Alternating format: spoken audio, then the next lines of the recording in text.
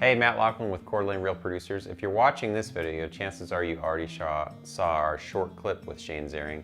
I hope you enjoy this longer, uncut version of our conversation with him. Remarkable man, remarkable background. Enjoy.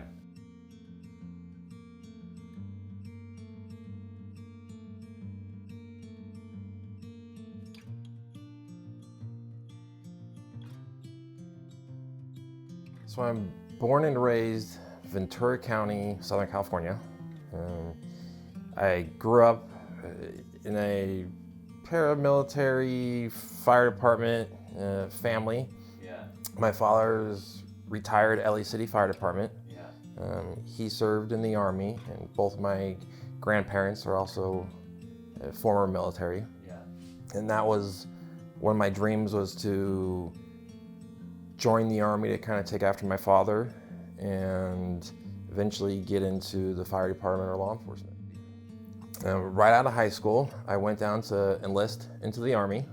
I wanted to follow my father's footsteps. I just grew up and my father was my hero. I had the uttermost respect for him and just wanted to kind of fill his shoes.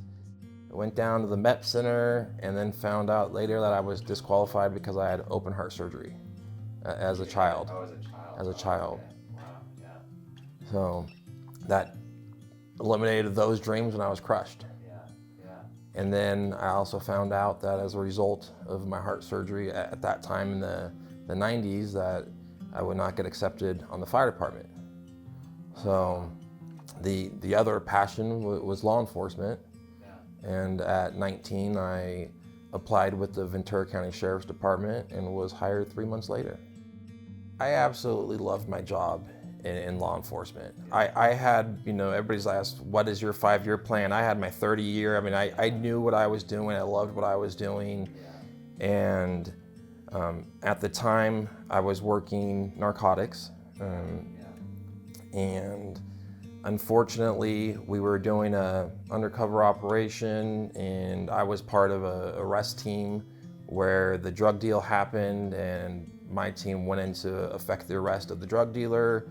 The drug dealer was a 3-striker in California. On your 3rd strike, you're gonna go 25 years to life.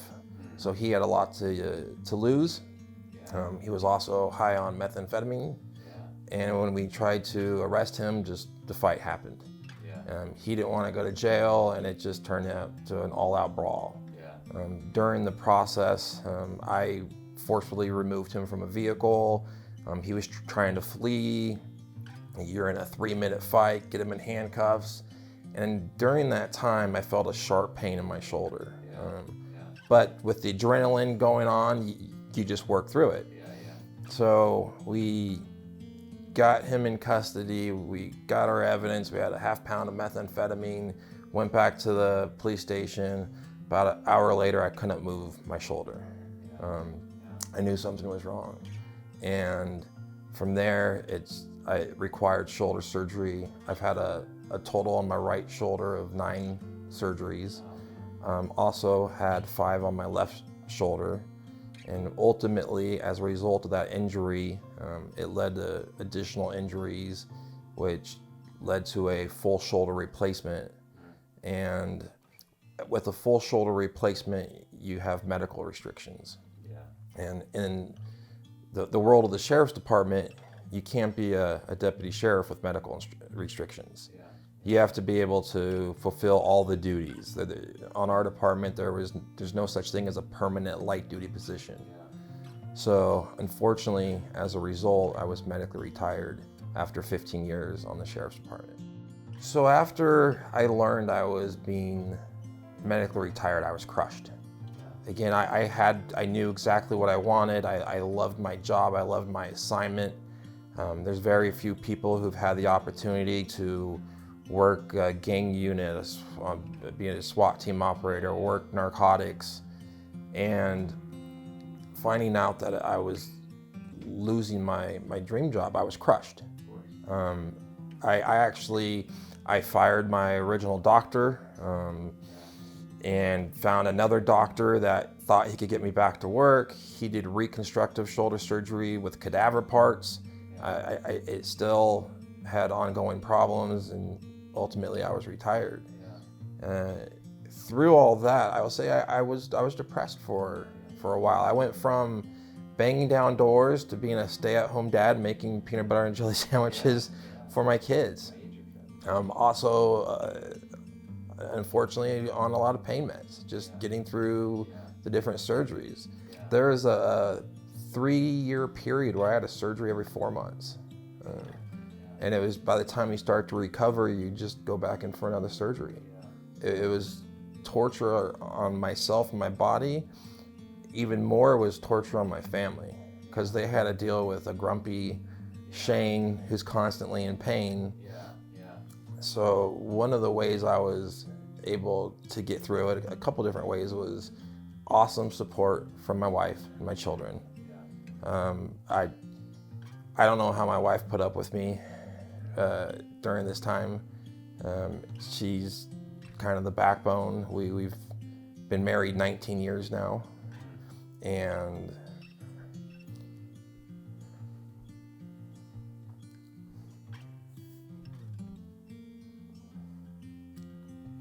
sorry.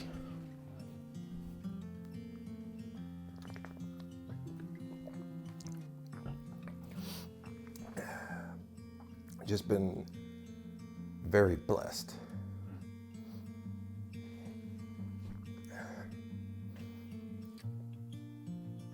After medically retiring, my income was cut in half. So my family, we couldn't afford our house anymore. And one of the things, I've always been strong with my faith. And I remember praying, and it's like, Lord, you have something in store for me. And never been in North Idaho. Somehow North Idaho pops in my mind. Really? Mm-hmm. I was gonna ask, that was my next. Then start Googling top places to raise a family, top places to live, North Idaho. So my wife and I took a trip to North Idaho in January. I believe it was January 1st. Snow's on the ground. I fell in love with it. I grew up hunting, fishing, the outdoors. To me, this was just heaven on earth. But it's not just my decision. And my wife, she fell in love with it.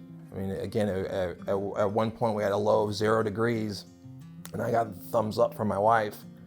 And we prayed about it, felt good about it, and from that moment we knew we're going to North Idaho. Everything lined up for us as far to move to North Idaho. As far as the date of my medical retirement was on a July 1st. My house in California closed escrow on a July 4th. We just couldn't have asked for it to be better planned. And we moved up here. We got connected with Real Life Ministries, just an amazing church in Post Falls. And through that, actually I met one of my best friends, Cy, who we've just been a blessing in my life and my family's life. And just North Idaho has truly just become home for us. And we've been here since 2013. So I've been asked several times, what is my secret in real estate for my success?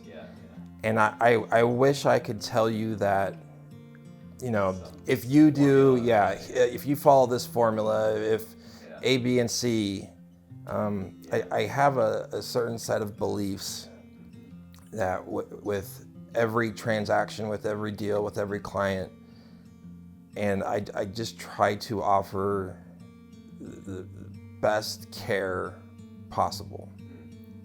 I want to be there for my clients to help them along. I want to try to have a smooth transaction. If you look up, what are some of the biggest stressors in life? It's buying a house, selling a house, relocating, new job. And so many times with North Idaho real estate, families are going through all that. So knowing that I have an opportunity to help a family find their dream home, help them make it just a smooth transaction, and then see it from start to finish. I've seen it where so many times in real estate, you're not just a real estate agent, you're a counselor, a friend, a support. You're also Google. How many times do you get a call? Do you know where this is? I Google it and then give them the answer. Yeah, you're the referral source for everything. And you have a good hairstyle. It seems like that. I get asked that all the time. I know, you get realtors get asked, yeah. And I will say what I do love about real estate is typically it's just such a exciting, positive experience where you're really helping people, they're making the largest investment purchase of their life. And to be able to walk them through that and at the end see them, get the keys to their new house. Where in law enforcement, it's a lot more exciting kicking down doors, but there's so much negative you're dealing with victims of crimes who've lost loved ones. So I'm still able to help people, but it's without all the chaos that you experience with law enforcement. So I've been married 19 years, big 20 coming up, already trying to plan for it now because it's going to creep up on us. I have 2 daughters. One daughter is 18, she just graduated high school. My youngest daughter will be 15 in July, and she's going to be a sophomore at Lake City High School. They're the joy of my life. I will say, when you have kids, it changes who you are. It changes your outlook. And I've just thoroughly enjoyed watching them grow up. The other thing that was very hard in law enforcement, when you work a specialized assignment, I was on call. I was on call all the time. I worked weekends, holidays, but there's times where, like for example, when working our gang unit and we tracked down the gang members who conducted a home invasion robbery, I was gone 4 days straight. So you miss so many things and you don't have a say in it. In real estate, what I enjoy is I've been able to make all my daughter's practices. I make my daughter's games. I'm still able to be a part of their lives and watch them grow, and they've just turned out to be just 2 amazing young ladies. One of the things I know my daughters would say is just how much I love them, how much I will be there for them, how we spend so much time and energy to focus on our family as just, we want to be a tight family unit. One of the neat things that I've seen as they've grown up is just the relationship. Our daughters are very open with my wife and I. They probably sometimes tell us too much. Sometimes I'm like, I don't want to know about that. But I love that they feel comfortable. They're emotionally safe. Yeah, being able to come to us and talk to us. And one of the things I've always told them, and I think it's stuck, is from when they were little, infants, toddlers, is no matter what, I will always love you. And then I joke around and I would add, even when you're bad. Yeah. And I've always told them, you're gonna have some trouble. We're all human, and but just know you could come to us and talk to us. And I feel strongly that they believe that. Yeah. And they have had some pretty hard conversations with us. Yeah.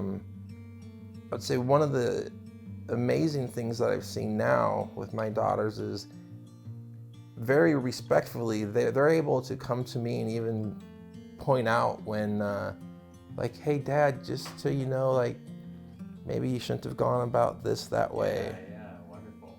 Yeah. And